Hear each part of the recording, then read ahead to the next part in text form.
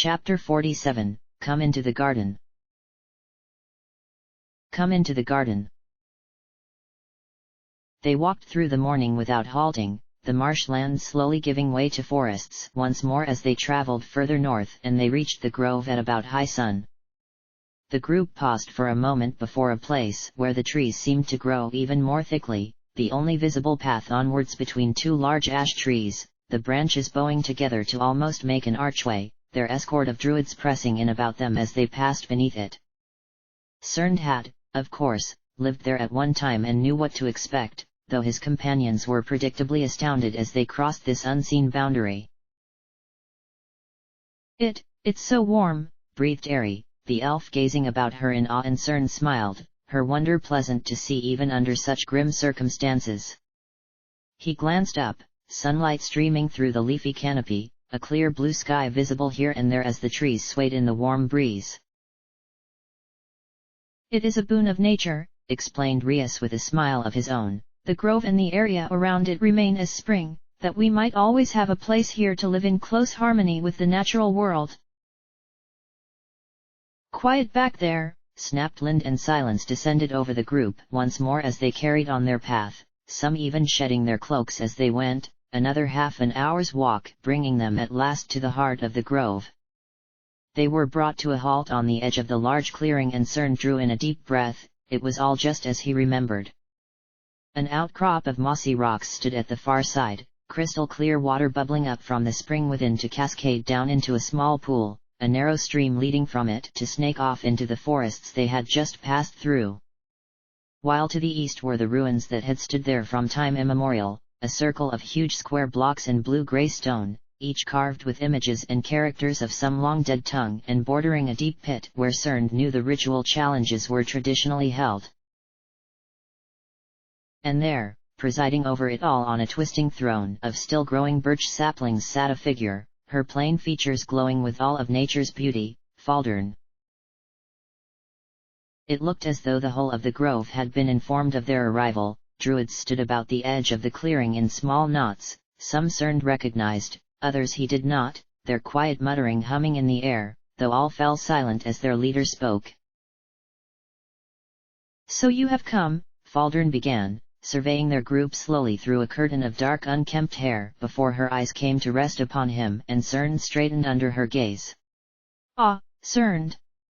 I told Lind to kill you if you set foot within a league of the grove, but you always did have a way of getting around people, didn't you?" "Unlike you, Baldur," he answered coldly, casting about him pointedly. "The grove looks much reduced in number. Tell me, where is Curran, and Umrith, and Ged? Have you had them murdered along with the people of trade meat?" "They fine as far as we know, Cern," came a deep voice, and Cern glanced across the clearing to find Podden in amongst the others, leant against a tree. His leopard sat at his side. "They left with a few others soon after Gragas fell. They did not agree with the path we were to take. I believe they are living as best they can in the marshland east of here now." Baldur shot Podden an angry look. "They were fools just as Gragas was. Their weakness was a disease that we are better off without." Cern drew himself up, trying to will a calmness to his heart even as he felt the anger welling within him. "Do not speak of Gragas. He trusted you, and you used such to place a dagger in his back. I challenged him within the bounds of the ancient laws and won leadership fairly. I am great druid now, Cern. An abhorrence such as you is not worthy to even draw breath in my presence." Cern felt his temple twitch and took a moment to draw a few deep breaths. The worst thing he could do would be to transform there, before them all, and give credence to her claims. "Yes, and what do you do with your title now you have it? There is only one abhorrence here, Baldur, and it is your abuse of this grove. I know of the bonding. Even now you destroy the subtle balance here to serve your own desires for power. This is the will of nature," she screeched, her dark eyes alight with a sudden wildness. "The Earth Mother feeds me that I may fight for her. Trade meat is a blight upon this land and I will see it in ruins. And as for you, we here in the grove know of your true vile nature, but do your new companions know about the wolf they have so willingly welcomed into their flock?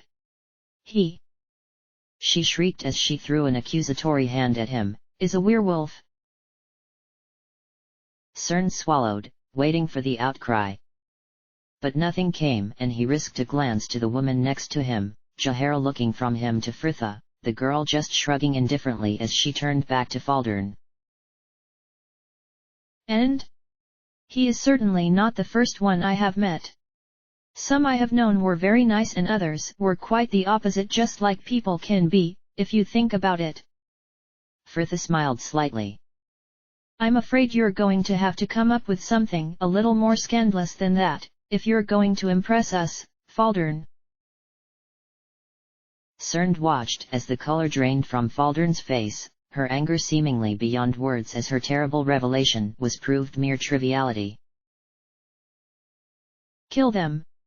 she barked suddenly, Lind already moving to obey as Cern shouted for him to halt. "Wait! Under the laws that govern all Druids, I demand the right to challenge you." Faldern laughed scornfully. "You are an abhorrence here, you have no rights." "Perhaps not, but I do."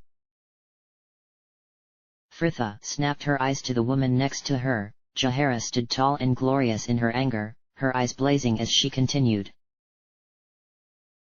"I, too, am a Druid, of the Ozif Woods Conclave in Tethur, and I challenge your leadership of this grove as is my right."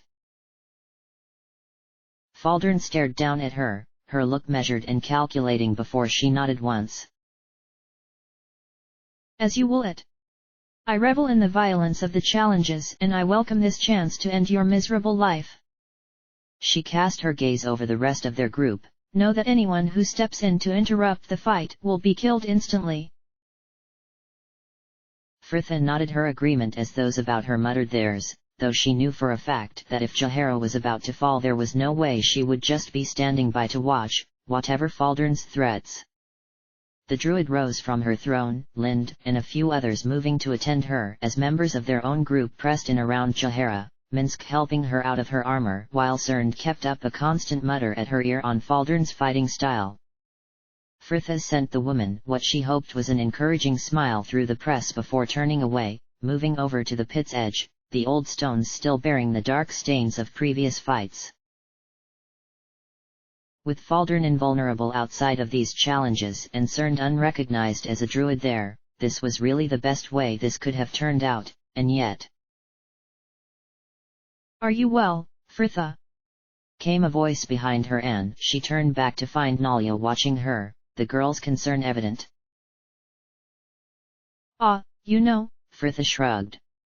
They both knew the worries that came with knowing a friend was soon to be in danger and she saw no need to voice them, instead changing the subject to one in which she could perhaps be of help. "Are you still cross with me about this morning?" Nalia shook her head sadly. "No, dearest, I never was. I am angry at myself more than anything. I always thought of myself as such a strong person, but these last few days have shown me I'm really just like every other Cossack noble." "You're not, don't say that," Fritha cried, hating to hear her sounding so defeated. "This life, the traveling and the weather, it gets to everyone, you know. The only reason I'm not whinging a bucketful every single moment is because I have to set a good example for the rest of you." Nalia smiled slightly, her manner becoming graver as she went to speak again. "Fritha,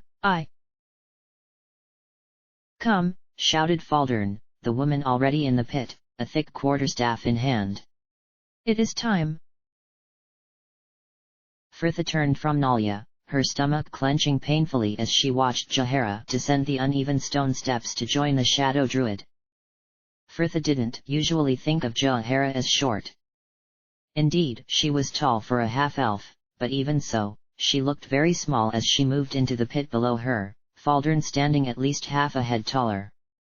The other Druids and her own companions had gathered about the pit to watch as well and Jahara glanced up, scanning their faces, Fritha smiling slightly as she found hers, and the Druid gave her nod of acknowledgement before the woman dropped her gaze back to Faldern, rolling her shoulders and readying her own iron-bound staff as she waited for Lind to give the sign.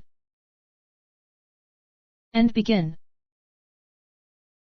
There was a flurry of movement, Faldern instantly on the attack, bringing her staff up sharply to strike out at Jahara's chest, Jahara dodging backwards and raising her own stave to push the blow to the side before lunging towards her with a thrust of her own, the butt of her weapon narrowly missing Faldern's jaw as the Shadow Druid drew back and Faldern looked mildly surprised. She had clearly thought this would be an easy victory and Fritha felt her hopes rise slightly at her overconfidence, the two women now circling warily, each waiting for the other to make the next move. Faldern broke first, the air filling with the loud crack, crack, crack and the gasps and shouts of the crowd as the pair traded blows, each trying to land a hit, Fritha only half aware of those around her as she watched them fight, Minsk shouting in Rashami, Ari watching everything through splayed fingers. Jahara blinked the sweat from her eyes, trying not to let their sting distract her as she watched the women opposite for any slight movement that would herald an attack, the women circling each other once more. She had been taught to fight by the Druids of her own conclave from a very early age and had practically grown up with a staff in her hand. But Faldern's skill was exceptional as well, the power behind her blows more than a match for Jahara's own agility, and the Druid could feel herself growing tired. Faldern struck out at her again, Jahara moving to parry the blow, catching it awkwardly against the lower portion of her staff only for Faldern to quickly redirect the swing, and pain exploded through her leg as it connected with her knee. Jahara stumbled, knowing that her ability to dodge any further attacks was all but finished. If the fight didn't end now all would be lost, and she followed through on her stumble, feigning a much greater injury, the Druid staggering forward a step as though she was about to fall to her knees and pretending to catch her weight on her staff. A hush seemed to fall over the crowd as Faldern raised her stave for the finishing blow, and Jahara caught a glimpse of Fritha in the sea of faces above her, the girl resolute in her fear, her sword already half drawn, though her intervention was not needed. Jahara suddenly adjusted her weight to spring forward, her knee screaming as she smashed the end of her staff into Faldern's throat, the woman's head snapping backwards as she fell dead. It was as though a sigh of relief shuddered through the land. Some dark weight Jahara had not noticed before suddenly lifted from her heart, and the grove about her looked all the more beautiful for it. She leant back against the pit's side breathing heavily, and there was a rush for the steps as her companions all moved at once, racing to her side, Fritha instantly leaping over the wall above to land lightly next to her. "Ah! You won! You won!" she cried, overjoyed and clearly unconcerned about any possible treachery from Lind and the others. "Fritha, calm down, you!" But any further admonishments were lost as the girl flung her arms about her neck and she was swamped in an elated hug. Jahara smiled in spite of herself, returning the embrace, and for a moment her worries were forgotten too, everything well in the world.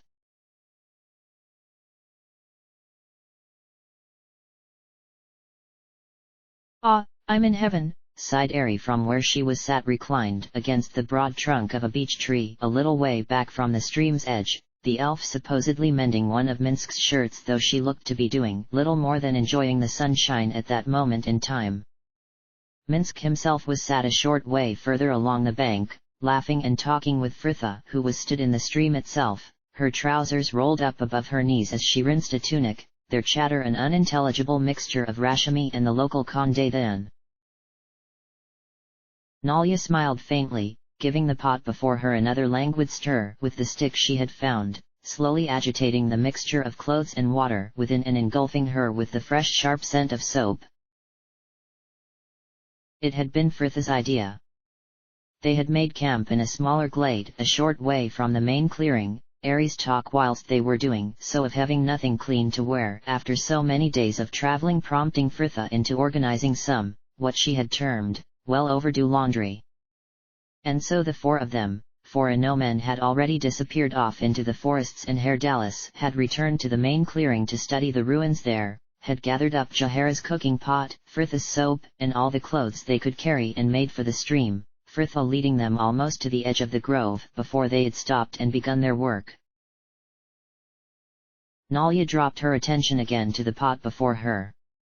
She knew she should probably be stirring it with a bit more vigor for the best results, but after last few days, it was just so pleasant to be there, warm and dry and comfortable, that she couldn't quite muster the will to do anything more than sit and enjoy their surroundings.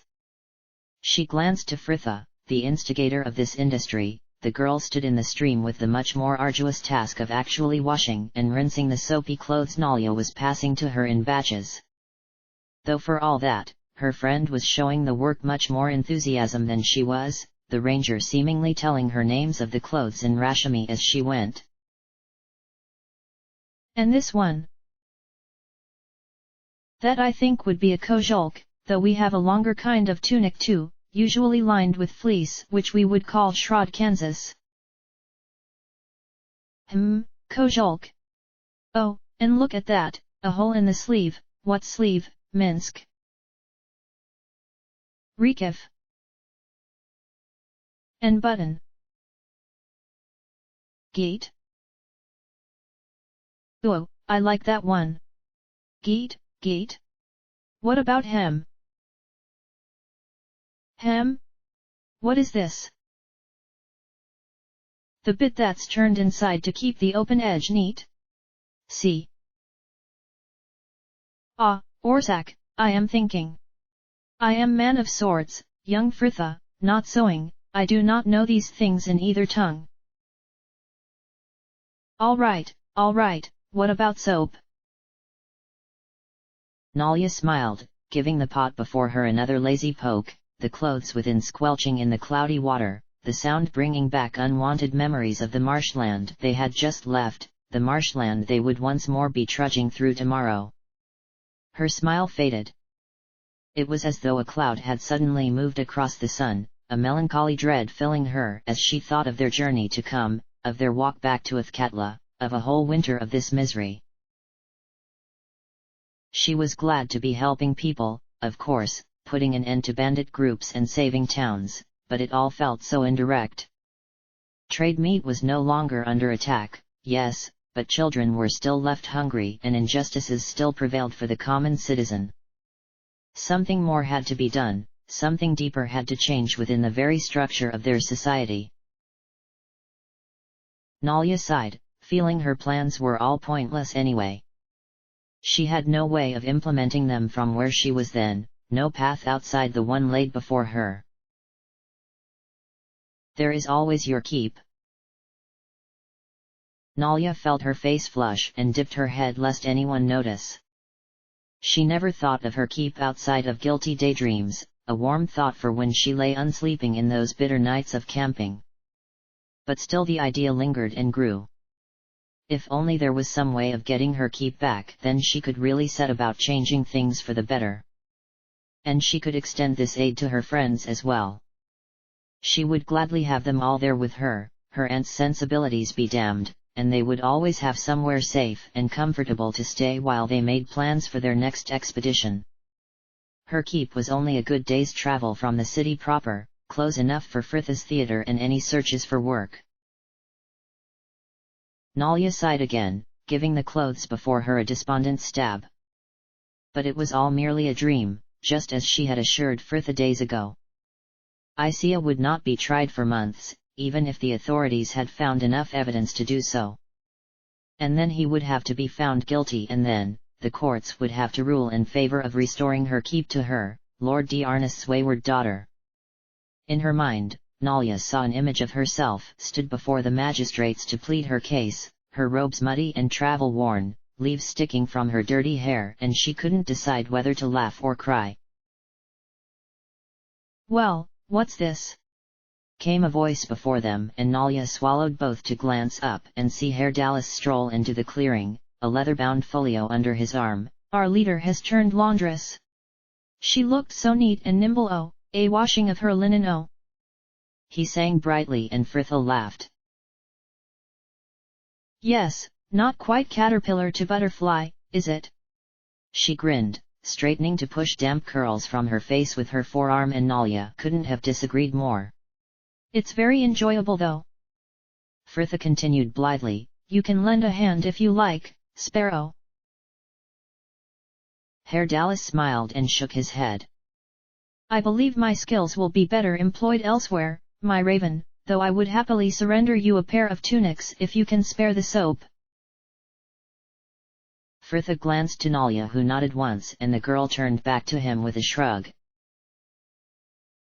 All right then, hoy them over.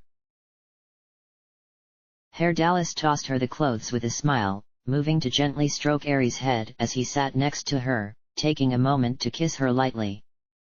Nalia had noticed the bard was paying Aerie attention of more affectionate nature lately, and she wondered if Cern's addition to their group wasn't to blame. Aerie certainly looked to be enjoying the change though, the girl glowing as he finally drew back and opened his folio to begin drawing. Fritha was already back at work, bent double as she rinsed something, the girl catching her watching to send her a friendly wink, and Nalia smiled slightly. Whatever happened in the future, at least she would always have this.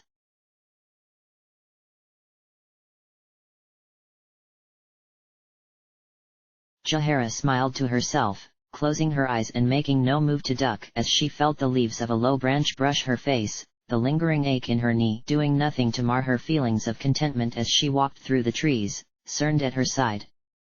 The others of their group had left soon after Faldurn's defeat, eager to make camp and get some rest, though Jaehaera had stayed with Cern in the main clearing, talking with the other druids about what was now to be done. Lind and a few others who had apparently shown an enthusiasm for Faldurn's harsh regime had disappeared very soon after she had fallen, and hopes were high among the remaining druids that those members who had been driven out by the Shadow Druid's tyranny would soon be returning to the grove. An older druid named Verthan had been placed in charge as a temporary leader while a new great druid was chosen, the old man's eyes shining kindly as he had slyly intimated that if she agreed to join their grove, she would get his recommendation for the honor.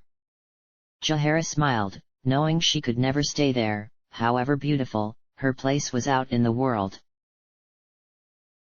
In the main clearing, a wild boar was already spiked and roasting over a fire pit, the druids preparing a feast in celebration of the grove's restoration, her and Cern's offers to help being genially refused, Verthan merely setting them the task of inviting their companions to the gathering, and they had left to return to their camp only to find it empty.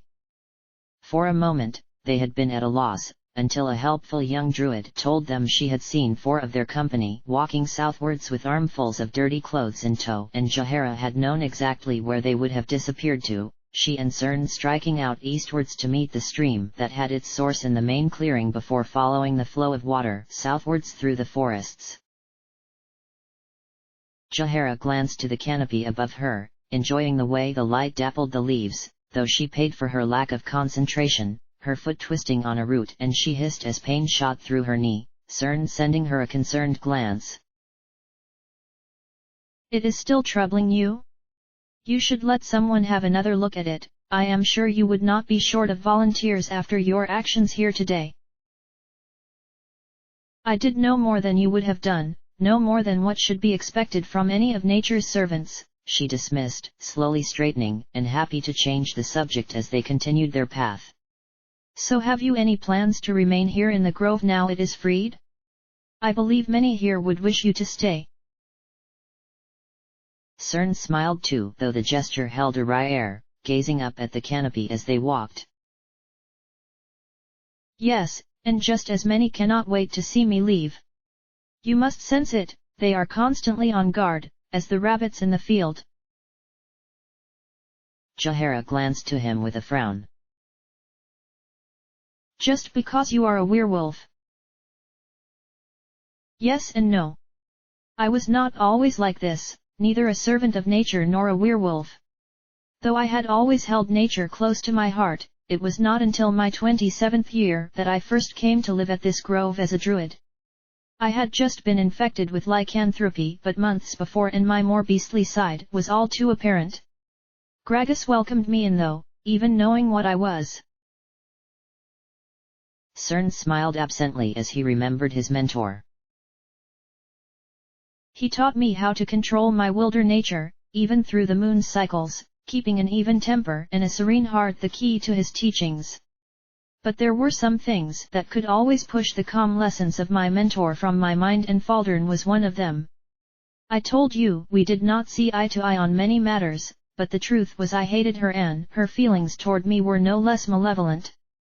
My lessons to control my lycanthropy meant I had to spend a lot of time with our leader, and she believed he favored me and my counsel over the others. Though Gragas led this grove, he always encouraged free discussion within its members.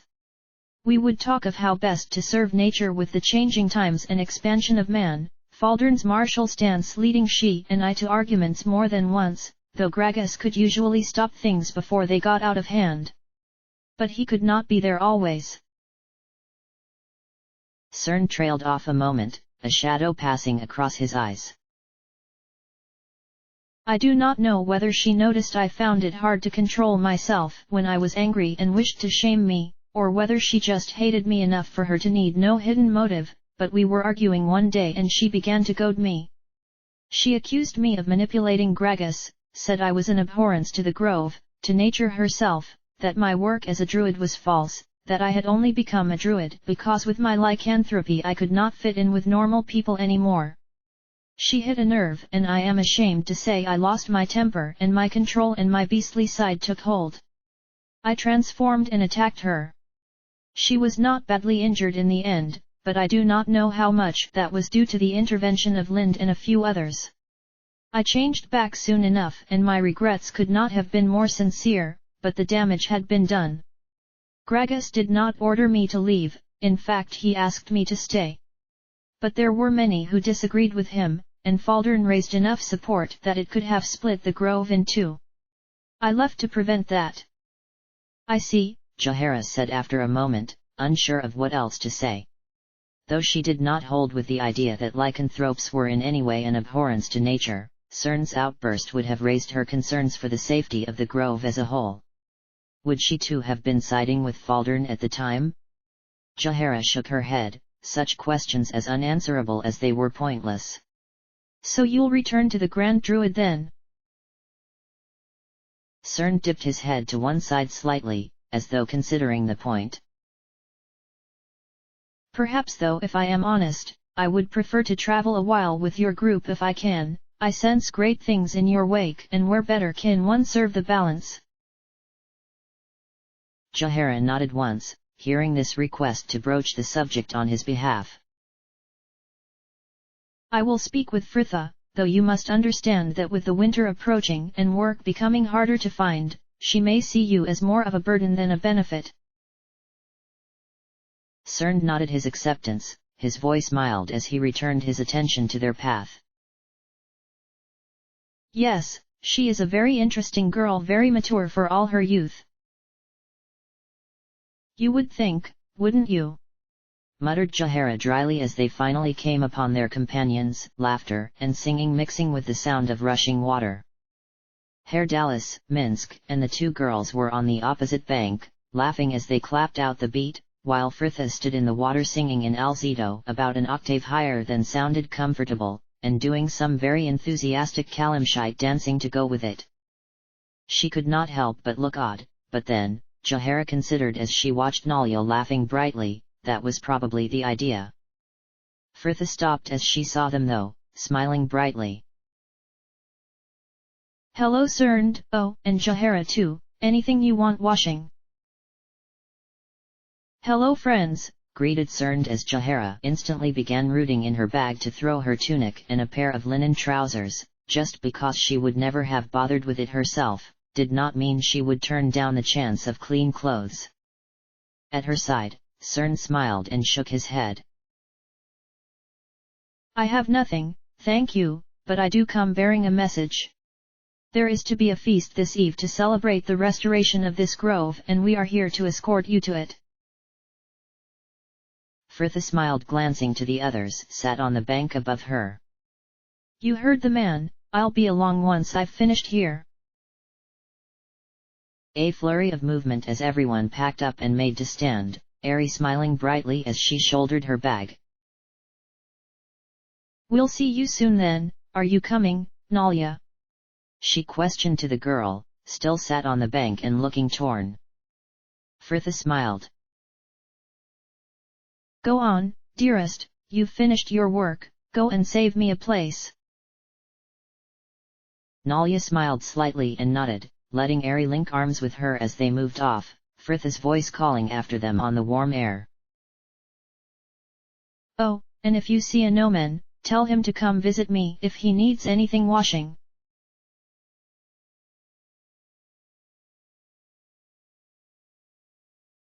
A Noman walked slowly through the trees, the bracken brushing his legs as he passed.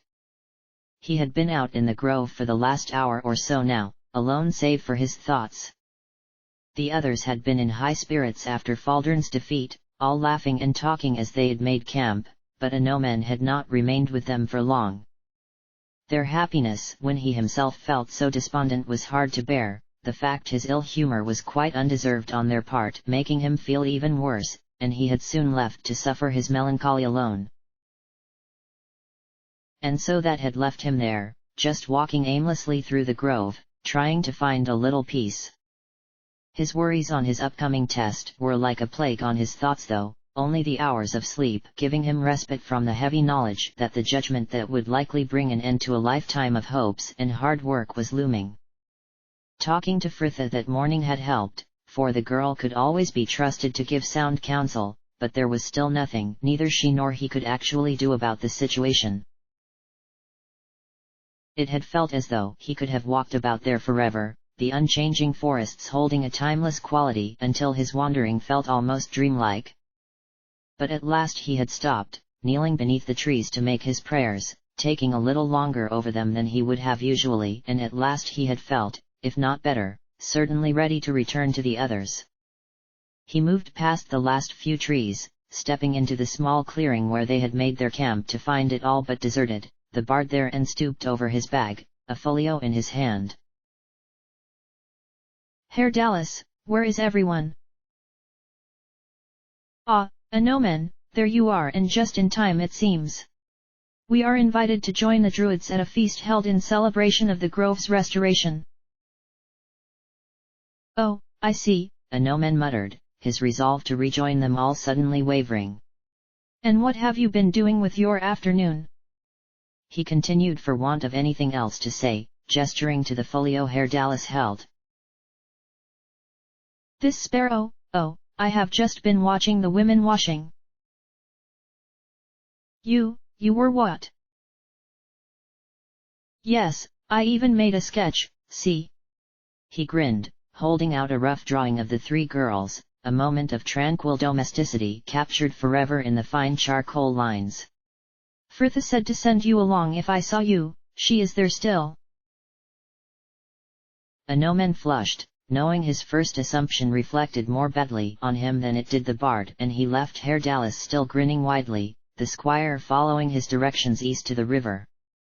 It seemed they had settled quite far out and the walk was calming, his previous frustrations with the tiefling fading as he went, the only sound the bright chatter of the water, until, at last, he heard another more familiar voice join its song.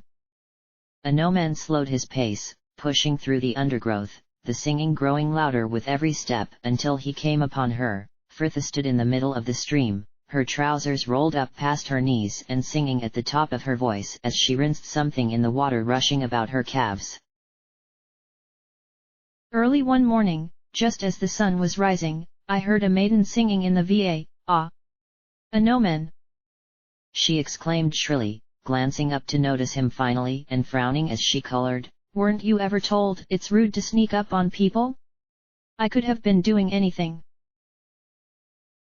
"Like singing?" he inquired with an innocent smile and was rewarded with a wet tunic to the face. "Fritha!" he snapped, throwing it back at her and she caught it with an easy laugh, stooping to rinse it again. "So, do you need something washing? I've done everyone else's, though I warn you now, I don't do hose." A Noman let his pack fall from his shoulder and bent down to search through it a moment.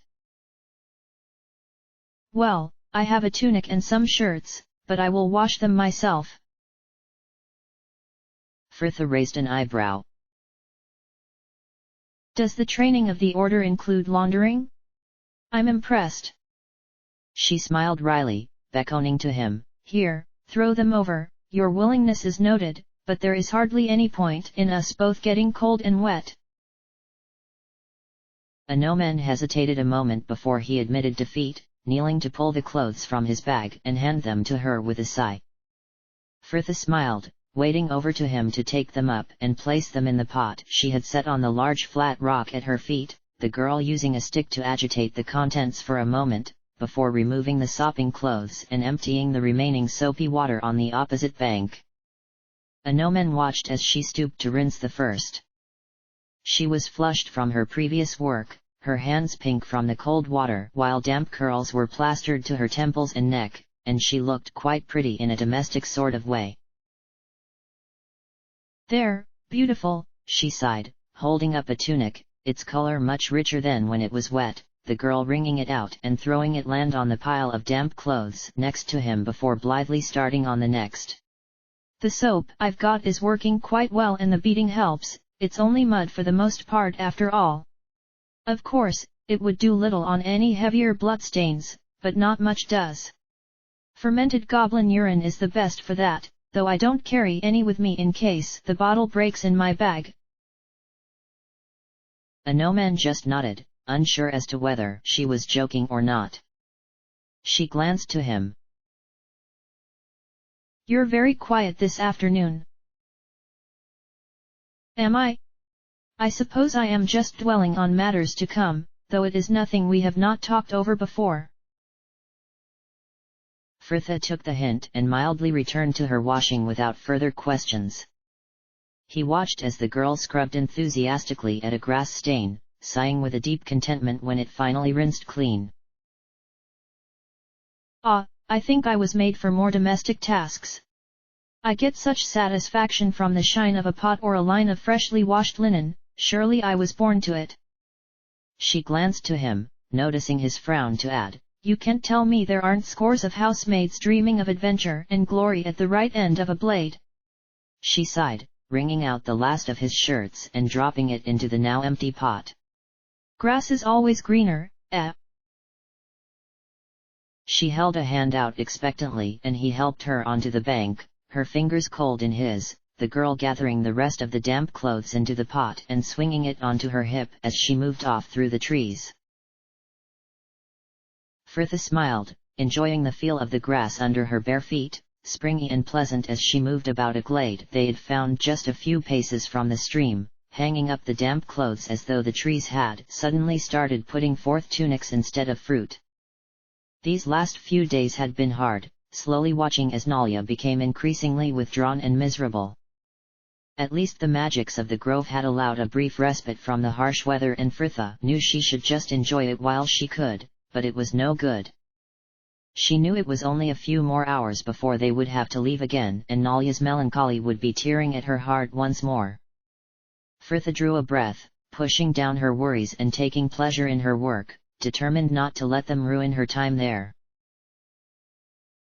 I think you giving up this life to become a laundress would be rather a waste of your talents, my lady, continued ARandomAudiobookAppeared as though there had been no pause to their conversation, his tone warmer than it had been, the man taking the shirt she was holding and hanging it over the branch high above her, seemingly without a thought. For one who has little over a year of formal training, you have skills that would leave many in the order envious. Frithha gave a snort of laughter. Oh yes. I seem to recall an instance just yesterday where they were rather lacking. That your sword broke was hardly any fault of yours and you survived the misfortune unscathed. ARandomAudiobookAppeared pressed and Frithha shrugged, watching a scattering of starlings playing under some nearby ferns. She knew she should just agree, just thank him for the compliment and move on, but part of her so wanted him to understand that the ability to take up arms did not always come hand in hand with the desire to. I suppose. I never really saw the ability to fight as much of a skill. Not like being able to sing or play or dance, not that I can do much of those things either. She added hastily, feeling herself going red at how conceited she had sounded. But Anomen just smiled slightly. Your modesty is not necessary, we both know you have talents there, though it is your skill with a blade that I believe is your true gift. She could tell he considered his words were no small compliment, and Fritha sighed, forcing a smile. So the skills decide the vocation, is it? If we're working by that theory, I should definitely become a laundress. I wash clothes a lot better than I fight. She laughed, hanging up another tunic, but Anomen merely frowned. You should not joke about such things, Fritha. The idea of you wasting your abilities to become something so mundane is ridiculous. Fritha shrugged mildly. You think? Well, I was never known for my sense. Besides, this is my life, it should be my choice if I want to become a laundress and keep cats and marry a baker. A baker? Repeated Anomen, looking no less than appalled. Well, I like bread and bakeries tend to produce a lot of washing, she reasoned with a laugh that the squire did not share. I had no idea you held such lofty aspirations, my lady, he muttered sourly, unexpectedly cross. Fritha sighed. Oh Anomen, they're just daydreams. I know that I probably wouldn't last a 10-day as a laundress before I was bored to tears, but it can be nice to dream of the different paths your life could have taken, don't you think? Anomen made a noise somewhere between humorless snort and sigh. I have but one dream and it fades before me as each day passes. Then I would have thought having another couple to muse on would be all the more welcome, she muttered matter-of-factly, tired of his ill humor when she herself was struggling to keep cheerful. Anomen's eyes snapped to her with a livid look. You would laugh at my plight. Why not? I laugh quite merrily at my own. She quipped bitterly, sighing again as she shook her head and took a conciliatory step towards him. I'm sorry, Anomen, you know I'm not laughing at you. Why don't you just tell me what's wrong? But Anomen merely snorted, turning his face away. To what end? There is nothing either of us can do. Fritha threw up her hands in defeat, stooping for another shirt. As you would have it then, I haven't the patience for this today. Behind her, Anomen drew a sharp breath. The patience, oh, your pardon, my lady, I did not realize my troubles were such an inconvenience for you. Anomen, she cried, a hand moving unconsciously to her hip as she turned to face him again. You know I didn't mean it like that. We were getting along fine but a moment ago, why are you now getting so angry over nothing? So it is just nothing now, is it? He snapped. Of course, I should have known any worries of mine would be beneath your interest. Fritha drew a deep breath, resisting the urge to scream. Are you trying to drive me mad? Enough. She sighed, forcing herself to calm down as she turned back to her washing. I am not going to fight with you about this, Anomen. But this only seemed to anger him further. How can you stand there so? Just fussing over your laundry, so cold-hearted, so unfeeling. Fritha snorted, her voice blithe even as she felt the words sting. Yes, yes, wicked callous Fritha. I've heard it all before and from far more impressive sources than you, Anomen. Pass me that shirt, will you? She glanced back to find him staring down at her, his face flushed, before he turned abruptly on his heel and marched from the clearing. Fritha sighed deeply, fetching up the shirt herself and arranging it over the bush before her. Cold-hearted? Sometimes she rather wished she was.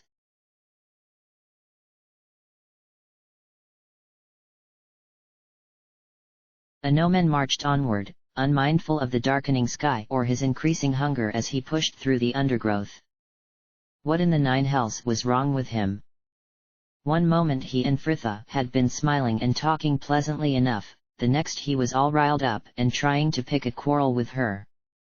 And that look in her eyes as he had left, the same one she had worn when they had argued in the swamp, so tired and resigned, as though she just could not muster the will to care any more. He did not know why he had become so angry, just that when he had said many in the order would have been jealous of her talents, he had included himself. Imagine the skill he would have now after all his years of training had he been gifted with her natural abilities.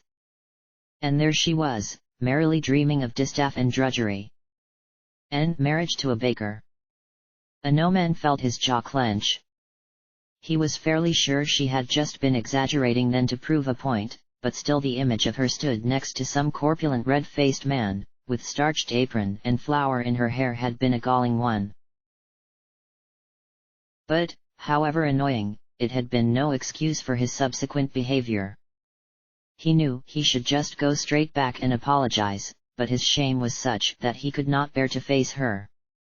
And so he carried on walking, haunted by thoughts of their fight and his test both, and by the time the night finally drove him back to camp hours later, he felt as though he could have recognized every tree in the grove. The camp was little livelier than when he had first come upon it though, the three girls reading quietly by the light of assorted lanterns and ware lights, while Herr Dallas sat, his folio resting on his bent knees as he drew. All glanced up as the squire arrived though, Fritha going pointedly back to her book. "Ah, and a no-man returns as well," greeted Herr Dallas. "Have you been at the feast, Knightling?" "No, I was making my prayers," he answered promptly, knowing it was a white lie that would save him from any further explanation. "I thought you might have been," said Ari with a smile, her glance to Fritha almost imperceptible. "Here, I saved you some food." A no-man smiled slightly and nodded his thanks as she passed him the 3 leaf-wrapped bundles, her kindness quite unexpected. "You missed quite an evening," continued Herr Dallas genially, giving Ari a fond smile as he spoke. "Many of the Druids who left here under Baldur have already returned, so it was quite the gathering when we left. Minsk and our 2 Druids are still there, but the girls were eager to get back to their books."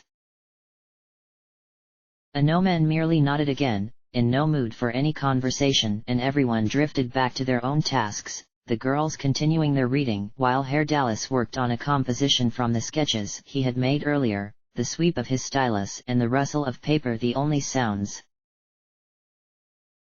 A no-man dropped his attention to his meal, peeling the leaves back to reveal a hearty mixture of baked meat, fungi, and seeds, now cold but still quite appetizing for it.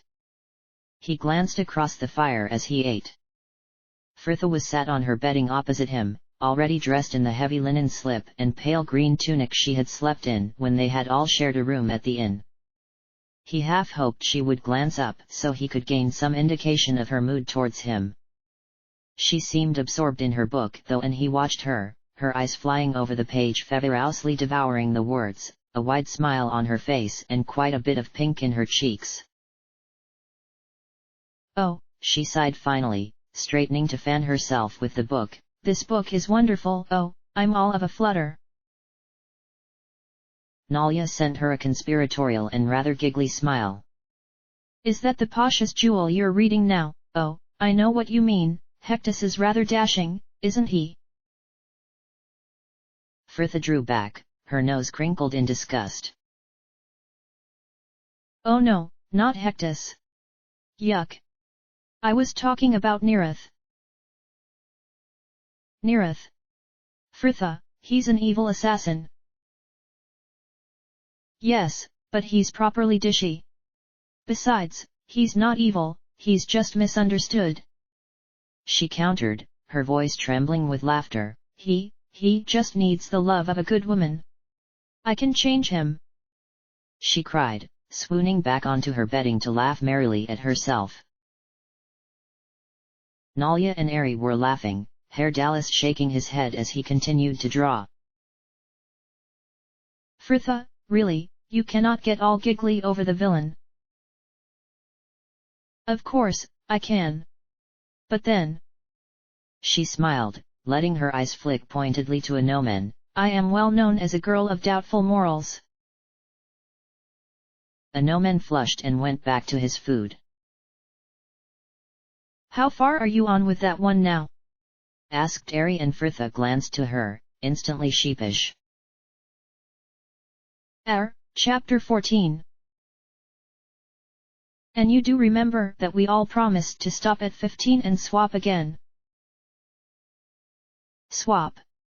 Questioned Herr Dallas, glancing up from his work, and Nalia nodded. Yes, we all just read a bit of each book and then swap. It means we can talk about what has happened and which characters we like almost straight away. It is more enjoyable that way. That all depends on what you're swapping it for, said Fritha, looking rather put out at having to give up on Neerath so soon. Come along, laughed Nalia, patting the space next to her. Come over here where I can keep an eye on you. And Fritha gladly complied, settling down next to her and stretching out to pillow her head on Nalia's thigh, the girl's lap brimming with copper curls as they both read. Well, I've finished with this one for now, said Ari after a moment, snapping her book shut with a not quite disguised keenness. Are you at chapter 15 yet, Fritha? Fritha sighed and nodded, reluctantly handing her own volume over to Ari, who took it up and began to rifle through the pages greedily, finding her place. Fritha dropped her attention dispiritedly to the book she now held. Which chapter are we reading up to for this one again? 17, dearest. Fritha frowned, muttering as she found her page. I don't like this one, there's too much kissing in it for a start. It gets better, I promise, assured Ari absently, and a silence descended over the clearing again until... Ugh, disgusting! Shrieked Fritha, sitting bolt upright and snapping the book shut. I'm not reading any more of this, it's positively indecent. Oh, read it out, said Nalia keenly.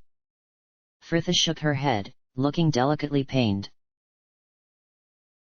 I can't, it's too horrible. Oh, let me.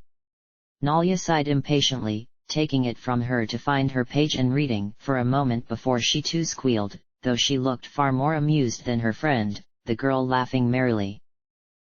Can you imagine someone saying that to you?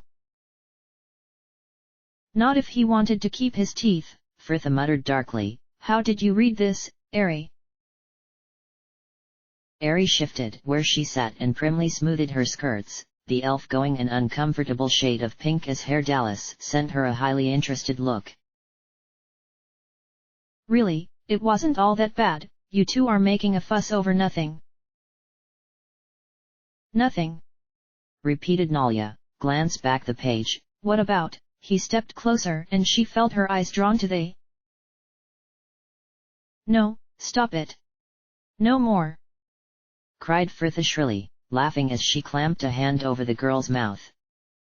Nalia laughed as well, shutting the book to lightly tap Fritha on the head with it and give her temple a fond kiss. Bless you, you goose. Here, you can make a start on one of these if you really can't get on with that one. Fritha took the book she offered, her doubtful look as she glanced over the cover soon fading once she had opened it, and she was still reading steadily over an hour later when Jahara and Minsk returned to the camp. You're back, smiled Ari, glanced up from her embroidery. She had given up on her book a while ago. Oh, where is Cerned? Jahara smiled, dropping her bag next to the elf. He is there still.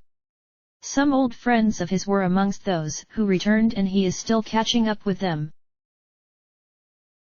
Minsk smiled as well, sighing deeply in a satisfied sort of way. A good evening this has been. Nature is restored and celebrations are made, though I will be glad to see my bed, Boo is already asleep. He gently opened his jerkin and proffered Airy the deep pocket within, the elf giving a soft awe of delight as she no doubt looked down on the sleeping hamster nestled within. Yes, I was surprised you four left when you did, continued Jahara as she took a seat next to her pack. Though by the look of Fritha now, I can perhaps see why. A good read, is it? Came Fritha, glancing up for the briefest of moments with clearly no idea of anything that had been said, and Jahara rolled her eyes. I will take that as a yes then. Goodness, you've nearly finished it, laughed Nalia brightly as she shut her own book and leaned over to check on her friend's progress. Oh, I have not, Fritha dismissed, barely tearing her eyes from the page. I'm about a third of the way through. Besides, it's only short. Across the camp Jahara stretched out her back and moved to unroll her bedding. Well, short or not, I hope you aren't planning to finish it tonight? We've a day of walking ahead of us tomorrow and you'll need your rest. Nalia's face was a mask in the lamplight, the smile she had been sharing with Fritha suddenly rigid. Fritha's eyes flicked to the Druid, before her own smile broadened, the girl instantly plucking a leaf from the forest floor to mark her page and shutting her book. She's right, dearest, we should get some rest. Come on, unpack your bedding next to mine and we can talk about the Pasha's jewel before we sleep. Nalia nodded and smiled. Yes, that would be nice. Together they rose and moved over to where Fritha's blankets were already laid out, talking quietly between themselves as the others bedded down around them and the lamps were extinguished, night finally falling over the camp.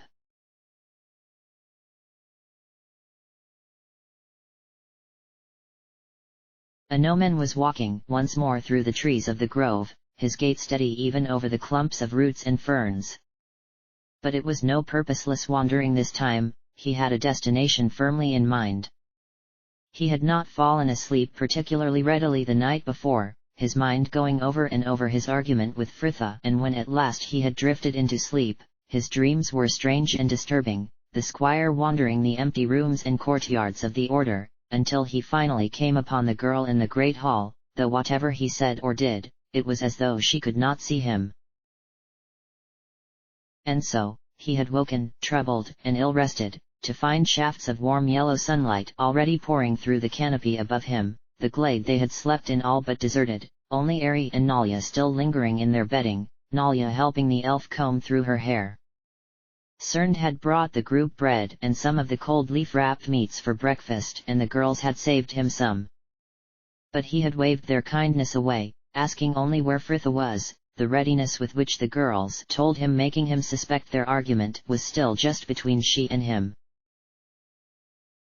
A gnomon caught a glimpse of familiar shirt through the trees up ahead and he knew he was finally there, the glade where they had hung the clothes the evening before, their assorted garments still hanging there, bright panes of color against the green.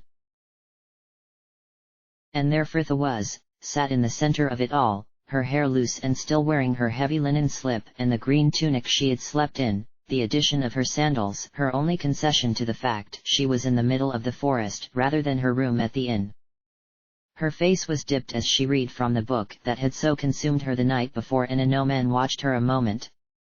He hated it, that instant just before the apologies were broached, because with every quarrel he became more certain that a reconciliation was less and less likely and that he had ruined something forever.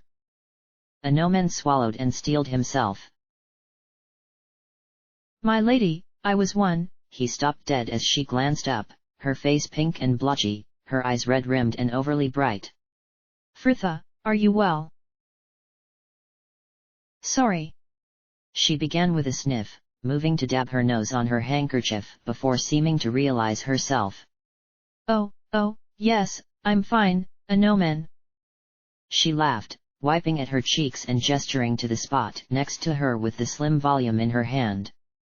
I'm just finishing this book. It was a sad story with a happy ending, so I pretty much cried the whole way through. A gnomon nodded, sinking stiffly down beside her, still slightly unnerved. It wasn't so much her crying, as his reaction to it that was disturbing, surprising how, in those few moments where he had thought she was upset, it had felt as though his insides had suddenly been scooped out, leaving only worry and an unnamed guilt.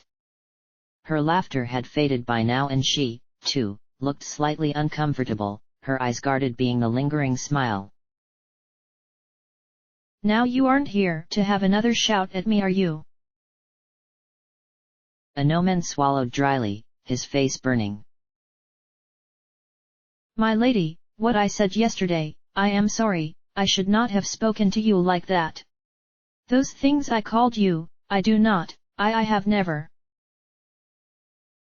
Oh, no, Frithia cut in, a strange mix of blithe and serious. Let's not dredge it all up again, Anomen. You are sorry, I am sorry, let's just move on. I was just reading whilst I waited. She continued brightly, happily changing the subject and gesturing to the tunics and robes that hung about them. Some of the clothes are still damp, but I've hopes they'll dry a bit better now the sun's up, because I washed all of mine yesterday and I'll be walking back to trade meat like this if they haven't dried out in the next hour or so. She laughed brightly, clearly not worried by the idea, glancing to him with a slight frown when he did not share her amusement. What's wrong? Nothing, you just seem to forget our arguments so readily, he explained, they still haunted him for days afterwards. Frithia just shrugged though. Well, there's little point in dwelling on them. Besides, you and I can't seem to help but rub each other the wrong way, can we? She laughed gently and Anomen turned away with a sigh, feeling suddenly old. You speak of we, but I fear it is obvious where the source of this conflict rests. Another argument, another apology, and yet another instance where it is painfully clear as to what the outcome of my test will be. Frithia sent him a measured look. You always have all the answers, don't you? Well, how do you think the order will judge me? I do not know, but I believe things will unfold as they should. He smiled slightly. You sound like Simon. But as time goes on I only feel more certain I will fail. By Helm, 4 years I have served the order, and the longer I am there the more I realize I am not worthy of their ranks. And I think of Sir Ryan, my mentor, and Sir Bleathin who had me squired, and even sweet Moira who stayed alone with my father in that house, so that I could remain at the seminary. How disappointed will they be when I am judged and found unworthy? He sighed deeply and shook his head. I sometimes think it would be easier to just give up on it all now and spare myself the grief. Say not the struggle not availeth, Frithia quoted gently, and he glanced up to find her watching him, her dark eyes kind, and he felt his shame resurface as the rest of the verse echoed unbidden in his head. Besides, she continued matter-of-factly, I really don't know why you are so worried about the order's judgment. It can't be any harsher than your own. You have proclaimed yourself unworthy without even hearing what they have to say on the matter. Anomen, why do you have yourself convinced you're such a terrible person? Don't you see? It doesn't matter whether order accepts you or not, if you don't ever accept yourself. Accept myself, he repeated, surprised she would advocated such a course. Just accept the anger and the hatred within my heart? I cannot, my lady. Even if impossible, I must strive to be better than I am. Frithia sent him a stern look. Accepting who you are does not mean you just give up and make do, but it does mean you're not constantly berating yourself for not being born a saint. She shook her head, smiling slightly. You have to start trusting your own heart, Anomen. It is not quite so black you would paint it, and this doubt you constantly feel does nothing save make you unhappy. Just let it go. I try, but... Oh, Anomen, you try too hard. She cried, falling backwards on the grass with exasperated laugh, Not everything has to be a struggle. Here, close your eyes. A no-man sent her a confused frown, but the girl had already closed her own and he had little choice but to follow suit. Now, what do you feel? He concentrated, the moments creeping by as he waited for some revelation to spark in the empty hum of his mind.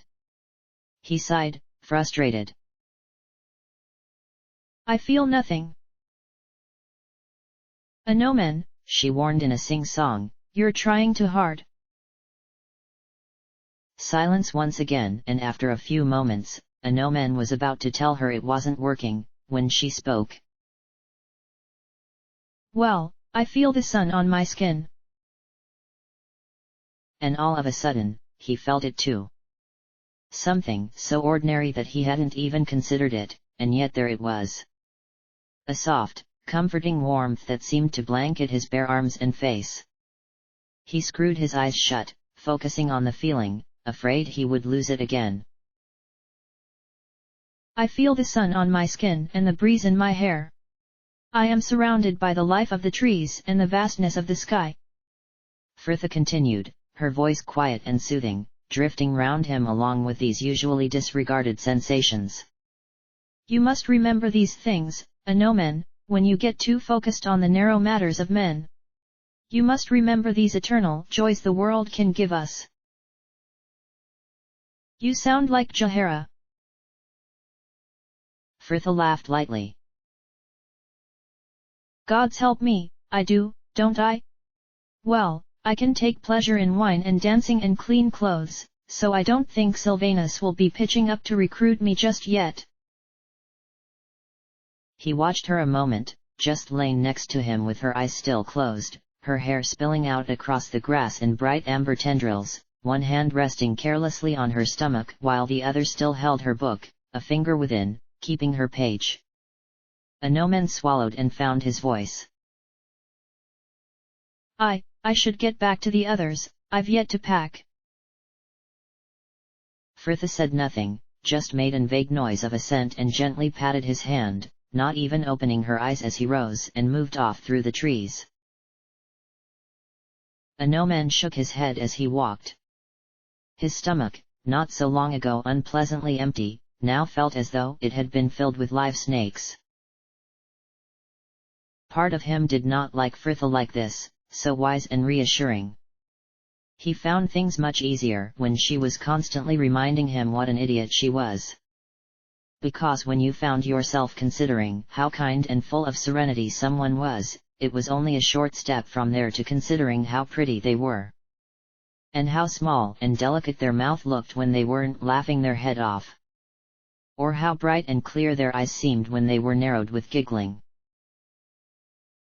He glanced back, half hoping to catch another glimpse of her, but the trees had closed in behind him and the glade was gone from view. End of chapter.